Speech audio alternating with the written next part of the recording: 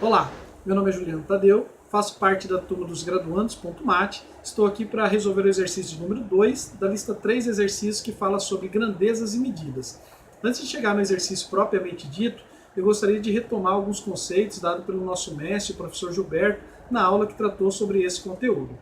Primeiramente, o que vem a ser uma grandeza? A grandeza nada mais é do que um atributo que pode ser medido. Então imagina você que eu tenho um veículo que vai se deslocar de um ponto A até um ponto B. E essa distância, esse deslocamento, ele pode ser medido, logo ele é uma grandeza. Então grandezas são quaisquer atributos passíveis de serem medidos, certo? No caso do veículo eu tenho o atributo deslocamento, né, a distância percorrida é uma grandeza, eu tenho a velocidade percorrida, é uma outra grandeza, e tenho o tempo gasto também, é uma outra grandeza. São exemplos de grandezas, certo? Agora imagina você, se eu tiver duas grandezas, por exemplo, o tempo gasto e a distância percorrida. Essas duas grandezas, elas podem ser gerada uma comparação entre elas. Aí a gente tem o que a gente chama de razão. Então a razão nada mais é do que a comparação entre duas grandezas. Beleza? Agora imagina você, se eu tiver duas razões e gerar uma igualdade entre essas duas razões. Essa igualdade entre duas razões se chama proporção. E essa proporção, ela tem uma propriedade muito importante que você já deve saber, que é a propriedade que ele fala sobre o produto dos extremos é igual ao produto dos meios. A gente vai estar utilizando essa propriedade, inclusive, para resolver esse exercício aqui. Beleza? Antes de chegar no exercício, nós temos que lembrar também que a grandeza ela pode ser diretamente proporcional ou inversamente proporcional, certo? Nesse caso, antes de resolver o exercício, a gente tem que analisar isso. Uma grandeza é diretamente proporcional quando você aumenta ou diminui a primeira grandeza um certo número de vezes e a segunda grandeza também vai aumentar ou diminuir esse certo número de vezes. O que acontece na primeira grandeza vai acontecer na segunda grandeza. Já a grandeza inversamente proporcional, ele é o inverso, ou seja, o que acontece na primeira grandeza vai acontecer, se você aumentar a primeira grandeza, melhor dizendo, você vai diminuir a segunda grandeza. Se você diminuir a primeira grandeza, você vai aumentar a segunda grandeza, ou seja, elas são grandezas inversamente proporcionais. Beleza? Vamos para o exercício? Então o exercício ele fala o seguinte: Maria preparou 4 litros 4.000 ml de suco e pretende dividi-lo proporcionalmente entre as pessoas que possivelmente vão visitá-las. Para isso, fez algumas projeções que são indicadas na tabela a seguir. Temos aqui um atributo quantidade de pessoas e temos um outro atributo suco. Aliás, quantidade de suco, ou seja, quantidade de consumo, o ml que vai ser consumido por cada pessoa. Então imagine que eu tenho duas pessoas.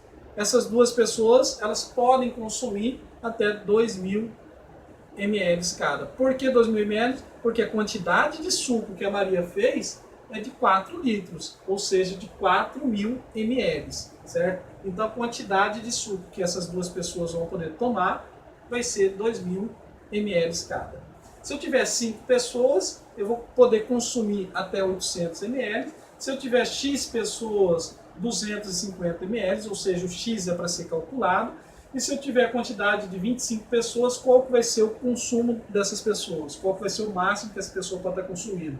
Se eu tiver Z pessoas, essas Z pessoas vão poder consumir até 125 ml. Então, eu vou ter que calcular o valor de X, de Y e de Z. Beleza? Então, para calcular o valor de Y, de X, Y e Z, eu vou ter que estar utilizando esses conceitos que a gente acabou de relembrar agora. Primeira coisa, vamos pensar o seguinte: eu tenho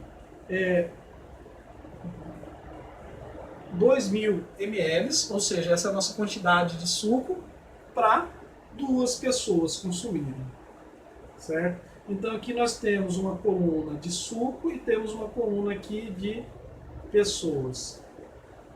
Ok?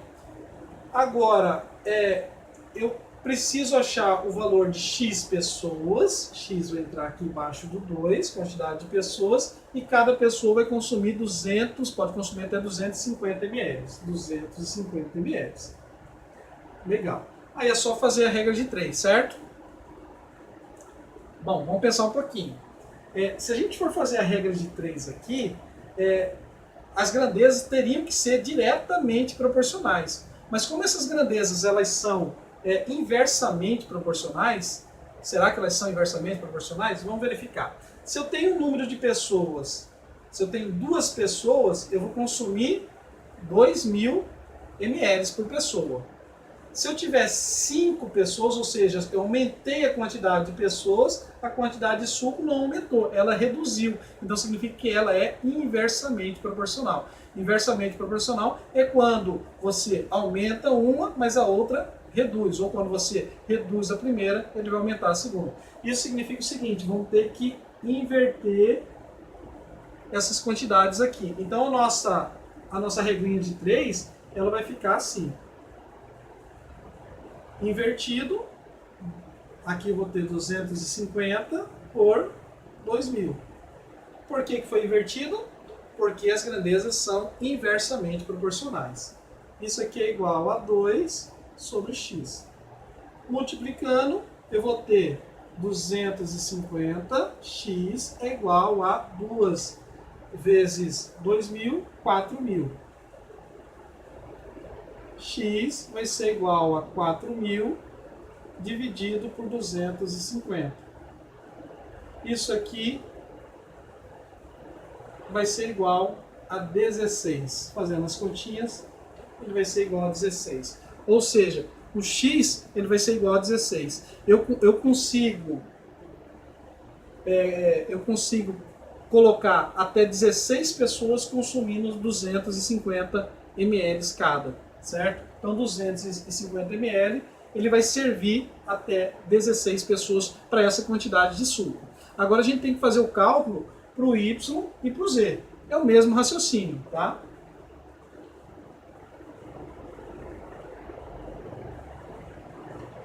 Vamos imaginar que eu tenho a mesma quantidade de suco para 2 pessoas. 2.000 sucos estão para 2 pessoas, assim como Y está para 25 pessoas. Ok? Se as grandezas fossem diretamente proporcional, bastaria fazer a multiplicação que a gente já falou aqui, a propriedade da proporção. O produto dos extremos é igual ao produto dos meios, certo? Porém, nós vamos ter que inverter o primeiro membro porque as grandezas são inversamente proporcionais. Então isso significa o seguinte, o y passa para cima, os 2.000 passam para baixo, e aí a gente vai ficar da seguinte maneira. 25 vezes y, 25y, é igual a 4.000. 2 vezes 2.000, 4.000. Logo, o nosso y vai ser igual a 4.000 dividido por 25, certo? Isso vai ser igual, temos o valor do y aqui, que é 160. Então o y vai ser os 160 ml, ou seja, cada pessoa pode consumir até 160 ml. Temos só um pedacinho aqui para a gente fazer a próxima conta, que é o z. Vamos lá, da mesma forma. Eu tenho 2.000, está para 2 pessoas, assim como 125 está para z. Porém, as grandezas são inversamente proporcionais, eu vou ter que inverter ali. Então significa que eu vou ter 125 sobre 2.000 é igual a 2 sobre z. Isso aqui vai implicar que z vai ser igual a 4.000 dividido por 125. Isso me dá um total de 32 pessoas. Fazendo as continhas, 32 pessoas. Então, o total, gente, de pessoas que podem consumir até 125 ml é 32 pessoas. Com isso, nós chegamos aí no final do exercício. Espero que vocês tenham compreendido. Qualquer dúvida, pode entrar em contato com a gente. Um grande abraço.